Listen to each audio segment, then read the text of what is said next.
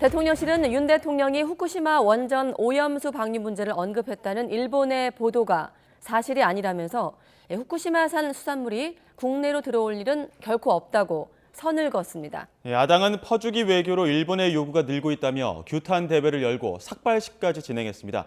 대통령실 취재기자 연결합니다. 박서경 기자. 네, 용산 대통령실입니다. 네, 일본 언론 보도와 대통령실의 입장 어떻게 다른 건가요?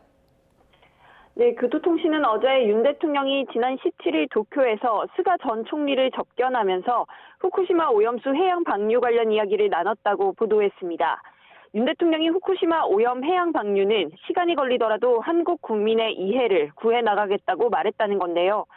보도에는 윤 대통령이 문재인 정권은 이를 피해온 것 같다며 문 전 대통령의 정치적 입장 때문에 일본의 설명이 한국에서 충분히 알려지지 않았다고 전했다는 내용도 담겼습니다.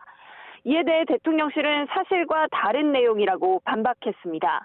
대통령실 관계자는 YTN과의 통화에서 윤 대통령이 스가 전 일본 총리와 만났을 때 관련 발언은 없었다고 전했습니다. 대통령실 대변인실 역시 일본 후쿠시마산 수산물이 국내로 들어올 일은 결코 없을 것이라고 공지를 냈습니다. 그러면서 국민의 건강과 안전이 최우선이라는 정부 입장에 변함이 없다고 설명했습니다. 강경한 입장을 보인 듯하지만 동문서답, 아쉬운 설명이란 평가도 있는데요. 일본 후쿠시마산 수산물은 지금도 수입이 금지돼 있는 데다 오염수 방류 문제에 대해 분명히 선을 그은 것도 아니기 때문입니다. 또 다른 대통령실 관계자는 이에 대해 오염수와 수산물 수입은 연관된 문제라며 과학적으로 안전이 증명되고 한국 국민이 정서적으로 받아들일 수 있어야 한다고 부연했습니다. 네, 야당에서는 즉각 공세에 들어갔죠.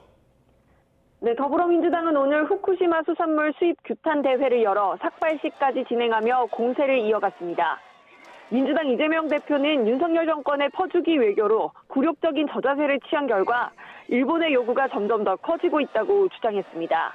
이어 국민에게 또 역사에 사과하고 후쿠시마 농수산물 절대 수입 불가를 공개적으로 온 세계에 천명하라고 촉구했습니다. 들어보겠습니다.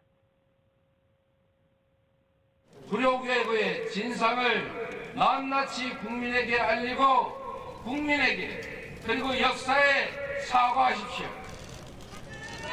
후쿠시마 농산물 절대 수입 불가를 공개적으로 온 세계에 확실하게 천명하십시오. 앞서 더불어민주당은 어제 한일 정상회담 관련 국정조사 요구서를 국회에 제출하기도 했습니다. 지금까지 용산 대통령실에서 YTN 박서경입니다.